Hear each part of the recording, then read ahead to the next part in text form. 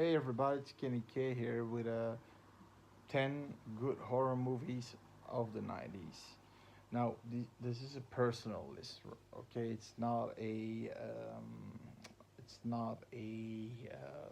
list that everybody would agree with, but um, uh, the first five are just five good ones, and then after that, from good to best. The last five are from good to best. So starting it off is The Faculty from 1998. That's just a great movie. It's with Josh Hartnett, Elijah Wood, Clea Duvall, um, the T-1000, Patrick. I can't remember his full name. Famke Janssens. Um, multiple good actors, a super cast that that the ones that believe and the ones that just in the nick of time it can escape their school being affected by this parasite, and one of the parasites is the queen parasite. So it's a little bit of a retelling of the 78, and I believe somewhere in the 90s they remade the movie twice. It's the first one was 78 with Donald Sutherland and Jeff Goldblum. The second one was with Nicole Kidman. I mean, they invasion of the body snatchers. Instead of this, it's not with pods but with parasites. It's really good. Funny moments, uh, creepy moments. Would Miss Drake please report to the principal's office? The coach, would Miss Drake come to the principal's office? She's the principal running for her life by the coach who's already infected, and he comes at her with his whistle blowing and in the dark. It's creepy. It's creepy. It's a great movie. It has creepiness, tension, atmosphere, um, a good cast, a really good. The six conspirators that are gonna solve this are great. They all mesh together, although they're all different kind of characters. Like, for example, you've got Zeke, who's the underachiever but very smart and sells porn and condoms and this sort of homemade drug called scat. Like, you snort it and you're awake, like ecstasy. But he knows a lot. He's very smart, but he just doesn't want to put the time in education.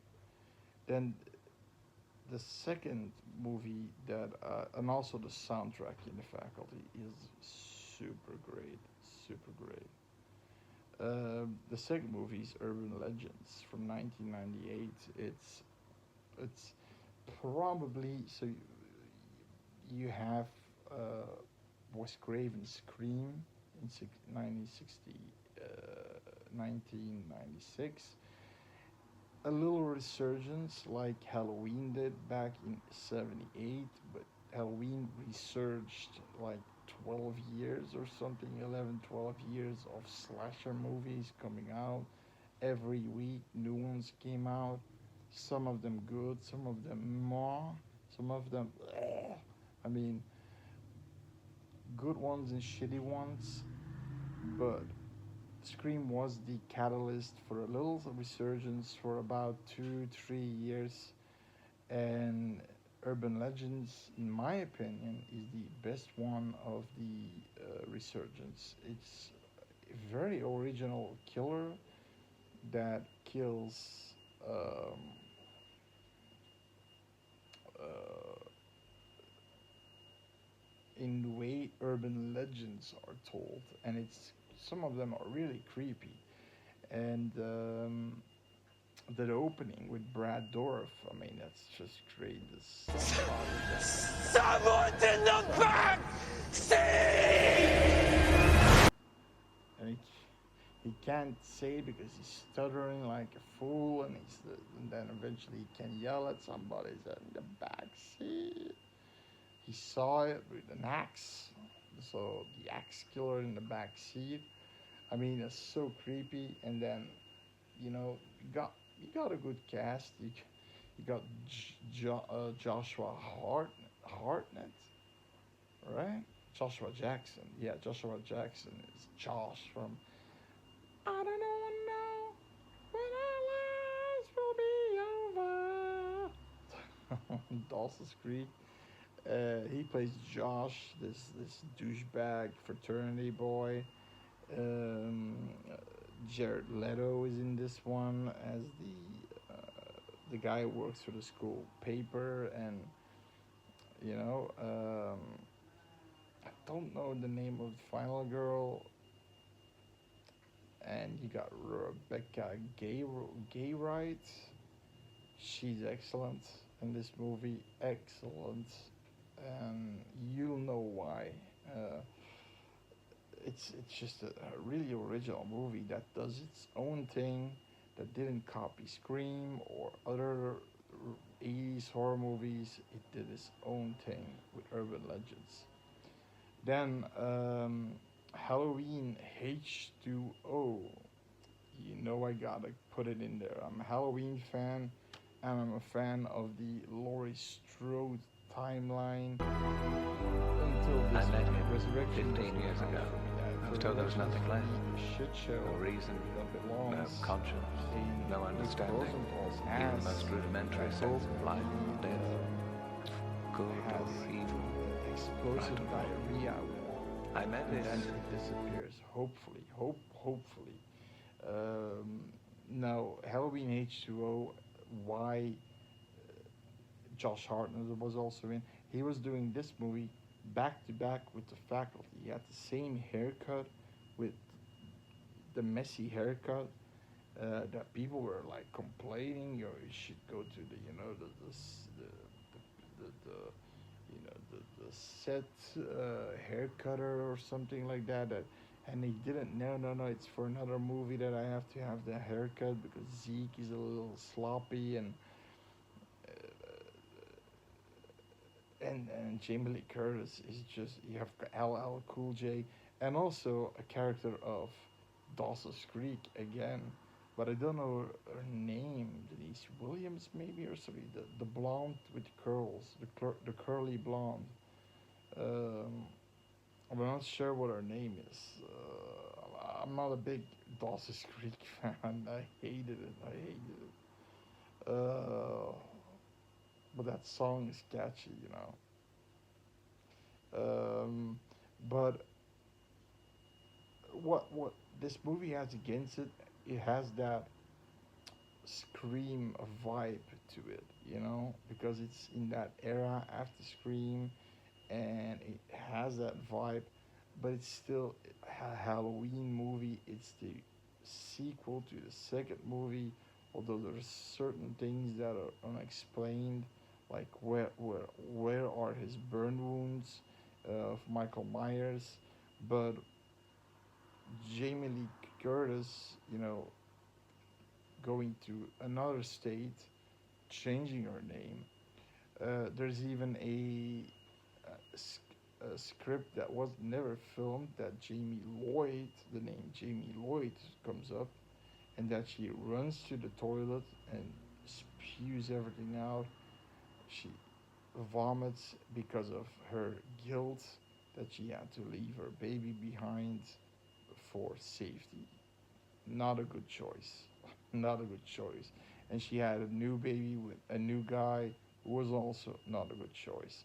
And she's extremely, I mean, an alcoholic, PTSD. She takes pills, but that's the normal Laurie Strode, not Sarah Connor, Laurie Strode from fucking Halloween 2018, where she has this barrage of bullets and she acts like she's fucking Sarah Connor, protecting her her kids. Like, I mean, Sarah Connor protecting her son against the T-1000.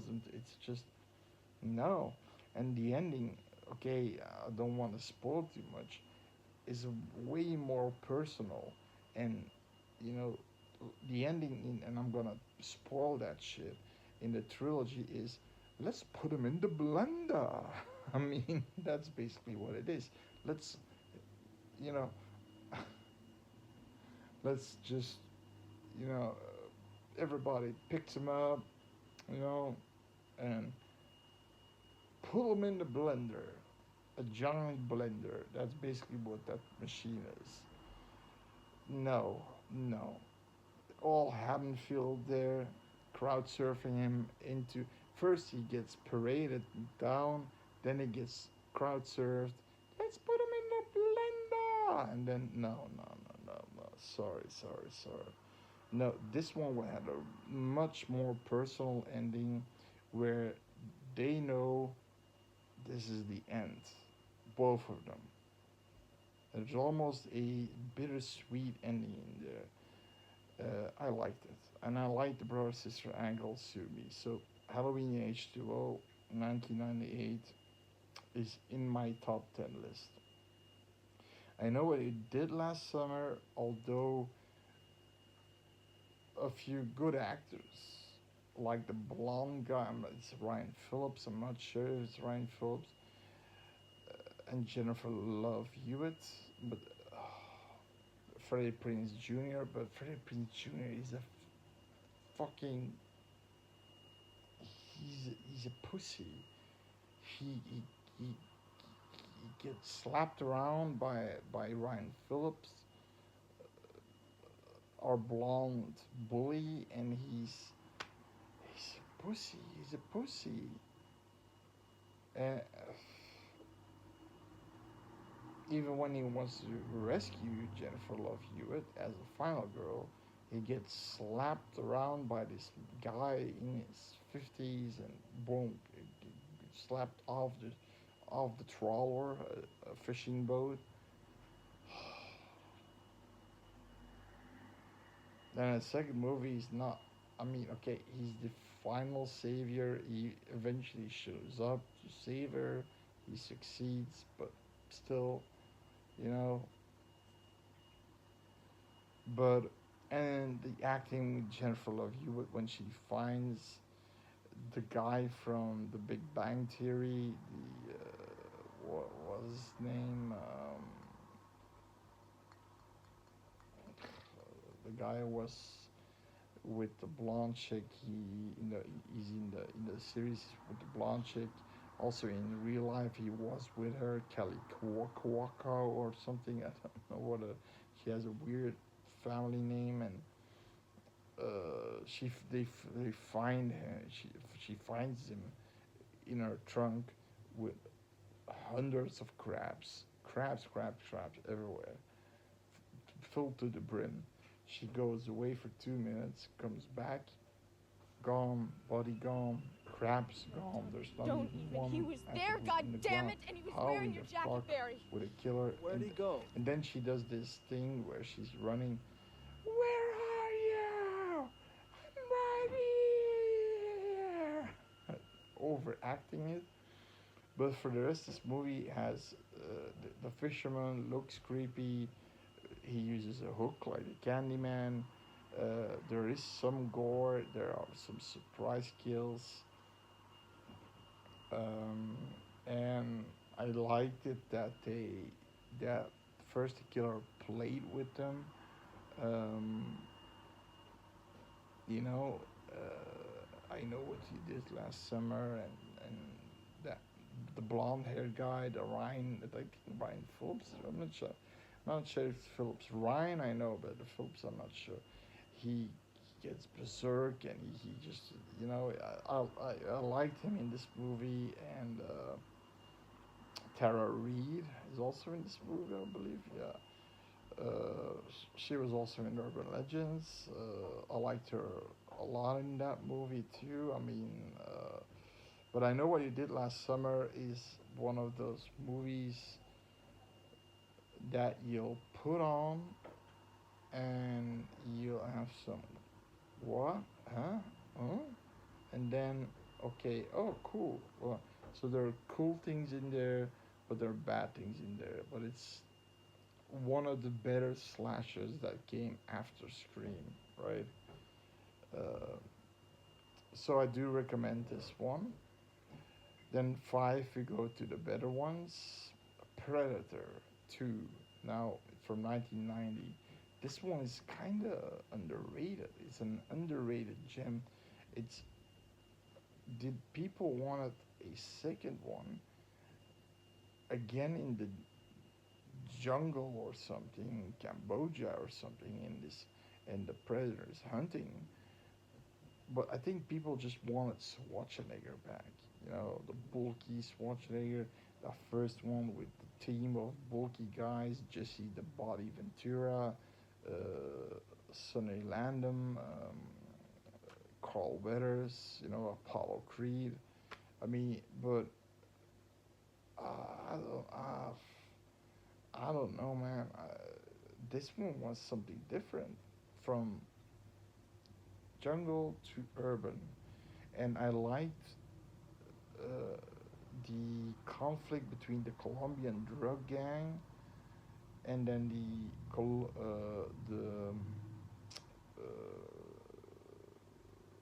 Jamaicans, the Jamaican blood blood posse, the posses, and then the cops in between. And I like that it was in 19 filmed in it took place in 1996.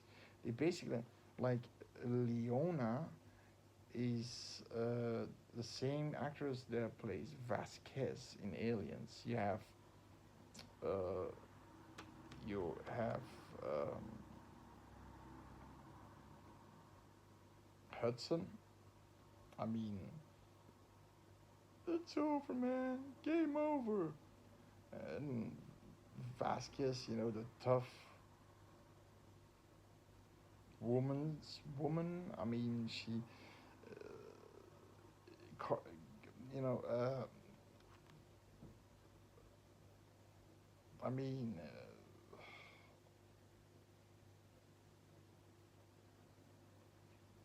this movie had great actors. The it's just a fact. Movie was much more violent. The predator in this movie is a more experienced predator. I think the first predator was like a Yautja. They called them Yautjas, and they're like a beginner predator. Although he took down elite units, but with just the claw and the plasma gun. Here he has this entire. They call him the hunter predator, and he has this entire arsenal with a spear, with that disc, and then flying, you know, hooks and thingies, and he looked he had more armor too because bullets didn't really they just bounced off. Like I said, Bill Paxton and what's his fuck man? I can't get this name. Oh shit, one of the Hanniger, the main character. What is his real name? Beverly Hills Cop. I mean, no. I mean, um, no, with Mel Gibson, the cop movies there. Fuck.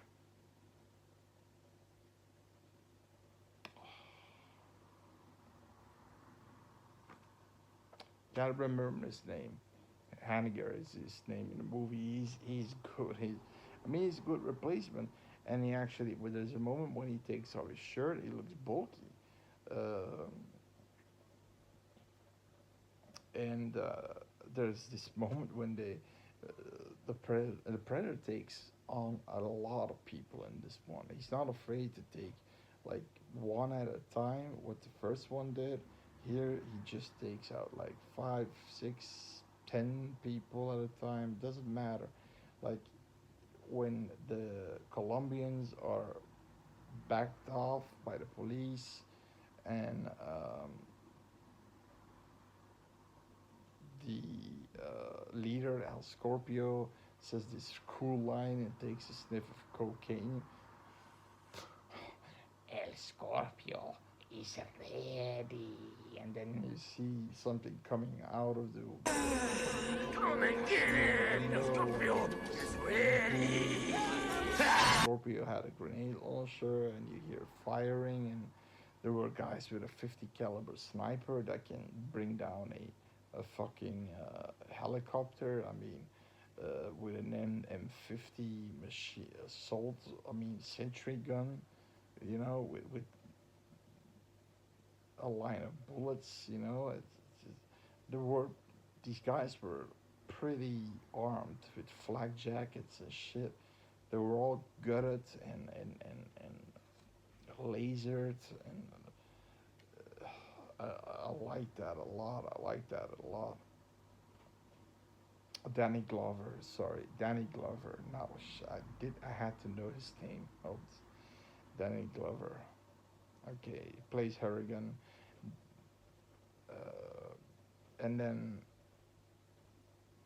with with with with the Jamaicans when they killed Ramon Vega, the drug kingpin, Colombian drug kingpin. I he says, I need to take your soul and your heart. Voodoo magic. Fucking voodoo magic, man. Everybody laughs and laughs. Then he takes his knife, and if before that he says, and I say, I'll tell you what I believe in. Shit happens, and then he takes his knife, carves it, and the predator does this awesome thing. He blows this guy with that net he has. That was a cool weapon. This net that's super sharp and that basically slices and dices you. It's super sharp. It's He had a cool arsenal, and there were like 10 Jamaicans in there. They're all firing. King Willie has he sees this is dread, man, truly dread. I mean, it's a good movie. It's a good movie. You got a lot more gore in a way, and you've got a lot more predator action. He takes, like I said, he takes down uh, 5, 6 guys armed to the teeth in close range. Colombians. Then he takes down like 10 Jamaican posse members, all with automatic weapons. Then he takes down Keys, an FBI agent. He he goes in with like 8 people or something. Some with like they want to freeze it, and a few have AR-15s, but they take it all down. I mean, it's great. There's only one weird scene in there where Keys gets the disc through his body, and you would think, okay, so the body would fall first. No, the legs fall first, and the blood comes out of the body, upper body, but it's like it's somehow like floating in the air. It's a weird scene. Yeah, so because you see his legs fall, but his body's there and blood's coming out. It's just weird. Okay, probably an error, I'm guessing, but error or not, it's just great movie. It's really great movie. Danny Glover. I mean, I'm not saying he's better than Dutch, Schwarzenegger, but he's a good replacement. And but it's just because Schwarzenegger wanted to come back for the movie, but then he was asked to do Terminator 2, also a really good movie. So, you know, Then we go to Scream. Of course, it had to be in there. It had to be in there. 1996. It's one of my favorite 90s slasher movies. It's a slasher movie that gives ode to the 80s, and Wes Craven wanted to bring it back, but he still kept it its own more modern take on slashers. You had two killers. You had a killer that spoke with this uh, voice changer app, whatever cell phones were used. I mean, those games that they did, sadistic games. What's your scary movie? Even if they were right, they were gonna kill you. If the first kills on actually, if you see the uncut version, those are the most Jason! gory, fucked Jason! up kills. Stephen Ort, the boyfriend of the girl who he's calling with, that was also a famous girl. In any case, he gets gutted, and in the uncut version, you see just they put the camera longer, and you see the guts falling on the ground, and then when she's killed, she's hanging on the tree. You see the large like intestine hanging out, and it just goes slower to her so you can see more of the devastation. But it's a great movie. It's a great movie. I like Matthew Lillard in this as Stu Marker. He's my favorite Scream killer. He's my favorite Ghostface killer. And I hope, and I really hope, with that shitty trilogy, I'm saying shitty because a guy who gets stabbed like 20 times here and then he's standing there, two ghost faces stabbing it with buck knives that are like, I mean, yay big. And then in the movie, before that, he got 10 stabs. And remember when Dewey just got one stab in his back? They hit his nervous system. And in the second movie, he's like this limping guy with his hand like this. The hand disappeared, but the limp stayed in the third part. And in the fourth part, it looked like still a little bit there, but most of it was gone. This guy gets stabbed 10 fucking times, mean spirited stabs, deep stabs, and then he survives, no problem.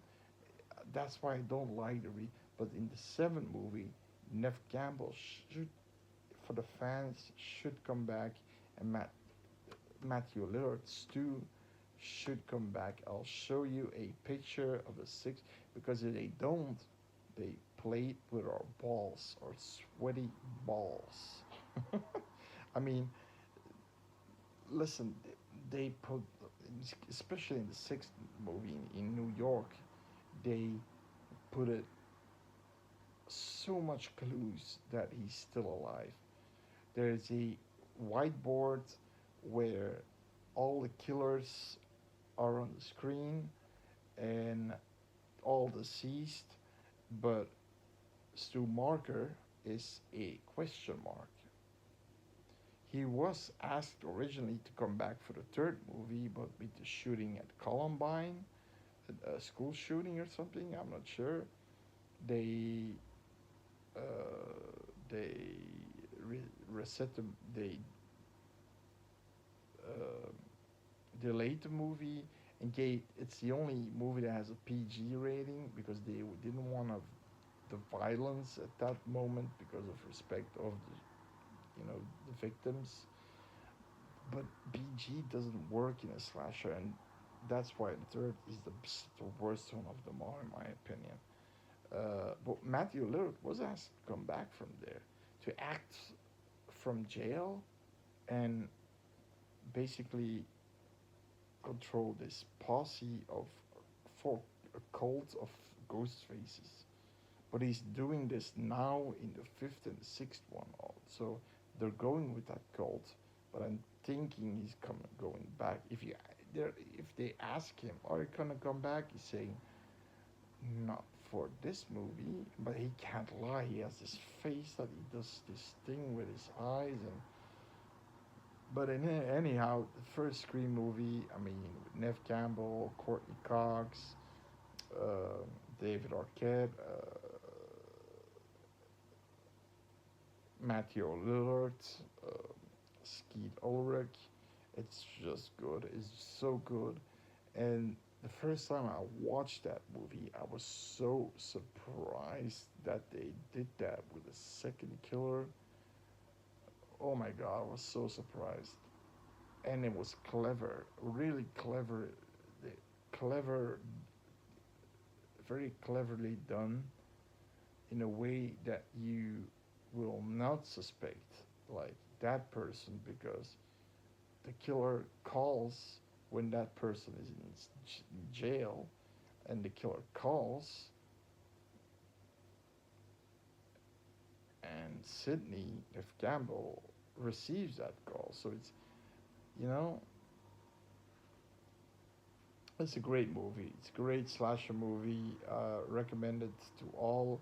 And then basically, if you want to see the best movies, I'm thinking that the seventh one is going to be a good movie. And I'm thinking that Courtney Cox is going to die. Gail Dewey already died. It was a very sad moment. Gail's almost died in the sixth one. She can't live forever. She's going to die. That's my prognosis. And it will begin with with the first one and end with the seventh one. Begin with one of the OG killers and end with the OG final girl. That's how I perceive it. I hope that will it. So Scream 1996, great job, great job. I'm trying to find the uncut version. Yeah. Then number seven, it's the 1990 91 version. I'm not sure. Yeah, it's. I just love Derry, man. I love the the the the way, especially the kid part. I love everything about it. Seth Green was one of the nerdy comedian guy, and I mean, Tim Curry as Pennywise. Okay, the other, Skarsgård played a good Pennywise, but here is like you want your boat back, right? And then Georgie says, "Do they float?" Oh yes, and they all float. And if you're down here, you will float too. And he takes that fucked up face and he takes Georgie, and you know what happens, arm off, and you know you don't see that in this one because it's a TV miniseries. So, but I don't know. And the second part, I liked half of the characters, half I didn't, and the ones that I liked in the remake I hated, and yeah, and vice versa. The ones I hated in the original, I loved in the remake. So it's well, the remake isn't bad. The remake isn't bad, but I do like this one, especially. I'm talking of 90's. I'm liking this one a lot. It's a cool. It's a good story. It's one of Stephen King's better ones, top 10 ones at least. It's a great one. Great watch. Great watch. Then number 8, Ghost Watch, which is from 1992. It's the second found footage movie ever. Found footage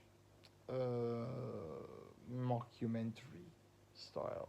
So the BBC, this movie came out before the Blair Witch. This movie terrified an entire country. Why?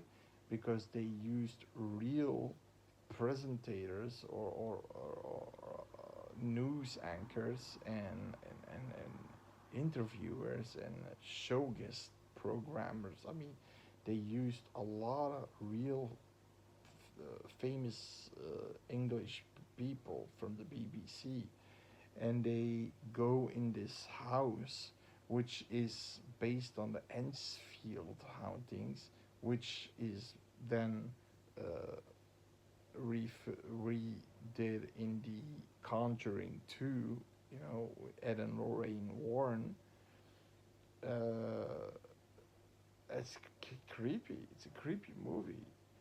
They try to investigate it. They try to. You got callers on the line in the studio. You got the presenter. You got Dr. Pascal. She was there. She's the paranormal investigator, and she sees things that other things don't. They miss. Like there's a character.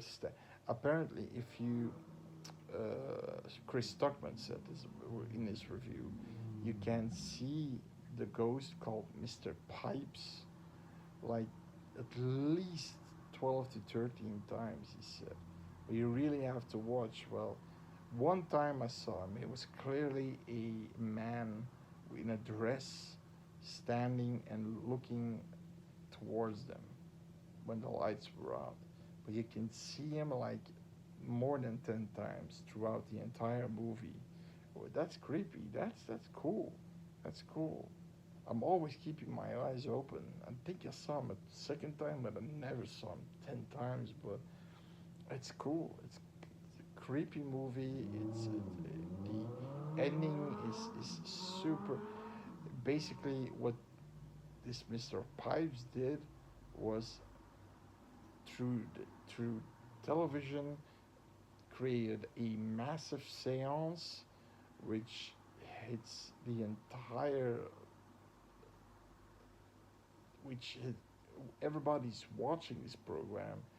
They are getting ghostly activities like uh, for example, a a glass table bursts, and she calls, you need to stop what you're doing. You don't know what you're doing. My husband, everything is under blood. My husband has to go to the emergency room, and I can't get my kids from the television. She said, they won't move.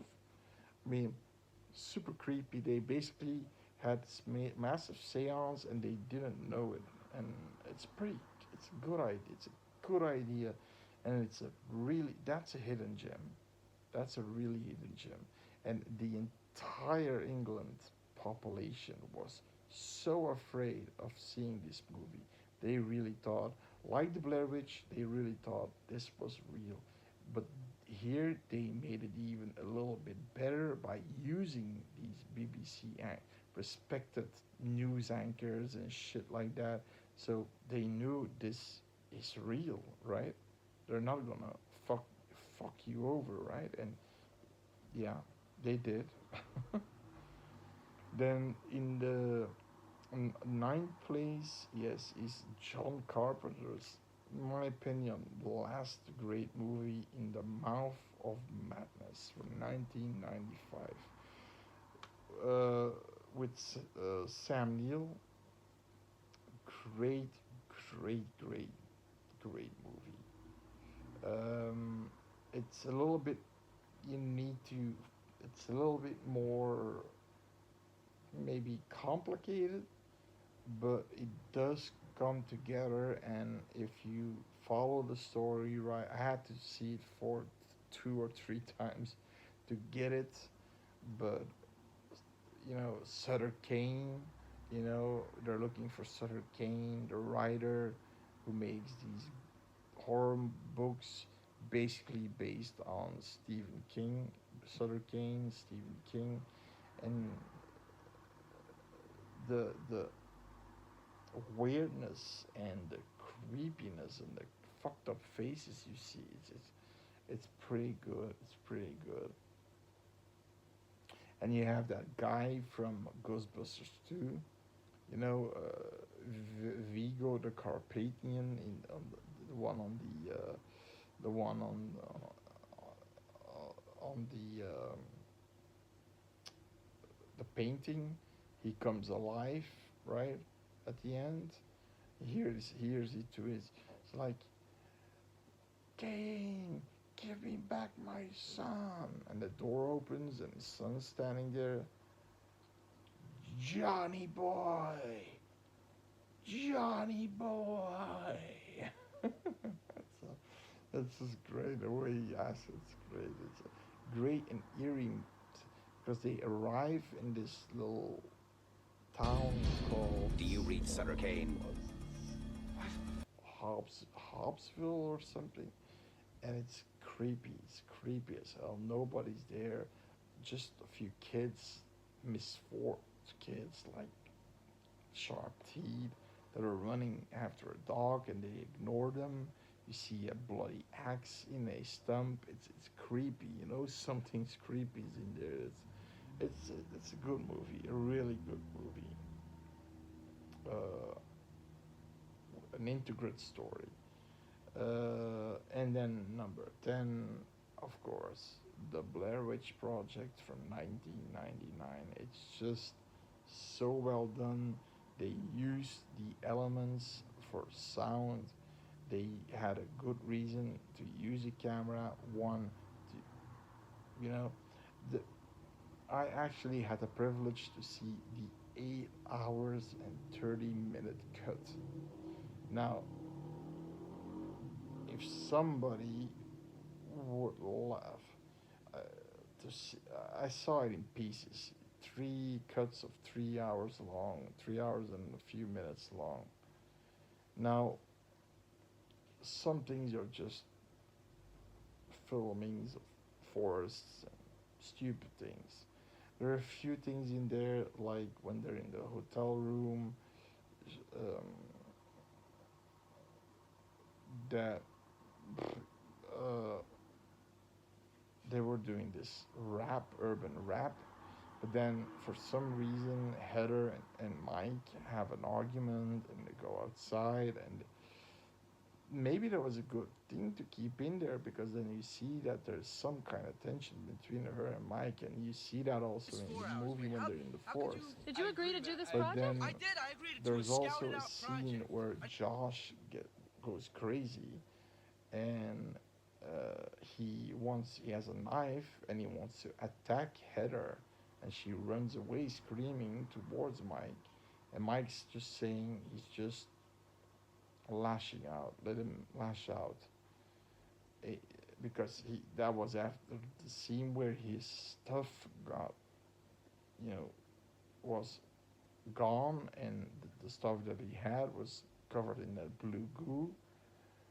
There's also a scene where he sees 3 or 4 people in white robes like the Ku Klux Klan, and then in daylight, walking on a cliff in the forest. Don't you see them? Don't you see them? And then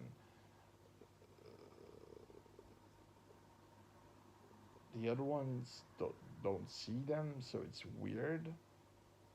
There was a scene where the witch was actually seen, but it was actually a guy in white long johns from the town of Burkittsville, and the guy, they paid him a few dollars to when they first ran out of the tent when everything is shivering and Heather is yelling, "Oh my God! What the fuck is that? What the fuck is that?" Her camera's towards pointed towards the ground, but she should have pointed it towards this entity, which looked like a humanoid entity floating, kind of floating in a white dress, because the witch had actually a white dress on. So coming towards the camp where they're running away from, and then the day after everything's messed up and the crew is under Josh's stuff, and but they decided not to redo that because it they they wanted the ambiguous ending Is the witch real? Is this a setup? To one of the guys or both wanting to kill her, Heather, and there are like five different endings in this movie, but it's great. The atmosphere, there is tension between them that becomes so irritated, not for me, but between them. That there is also this scene in there that I should kept it in. Mike is there is two confessions in the end. One only for the original was from Heather when she's getting all that snot out of her nose, and here there's an extended version of that she knew what was happening in that forest. She knew that there was maybe a witch, and it's events that are true, but she never told the guys because they would never do that project. So she's, you know, angry at herself. Then we have a confession of Mike, which is so sad. He says to all my friends, to my family, my mom, my dad, my girlfriends, you know, I hope you all just think of me as a good guy and just live a long and prosperous life. Because then this is the night I'm gonna die. I'm just gonna lay here and die. And that was super sad, super sad, super sad. I think they should have left that in. They should have left that in.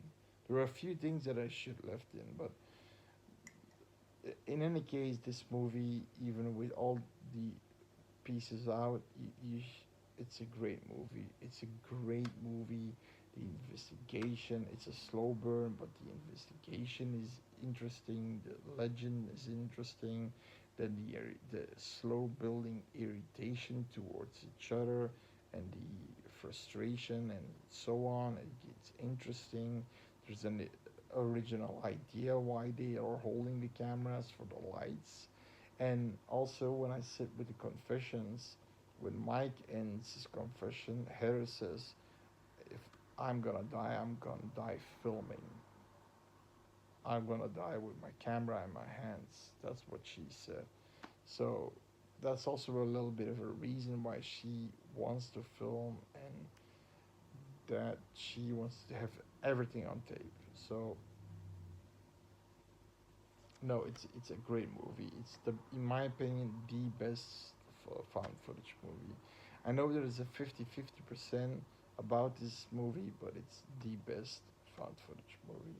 So there you go, 10 great horror movies that I think you should give a shot if you didn't see them already. Uh, with that being said, subscribe, and Kenny signing off. See you later.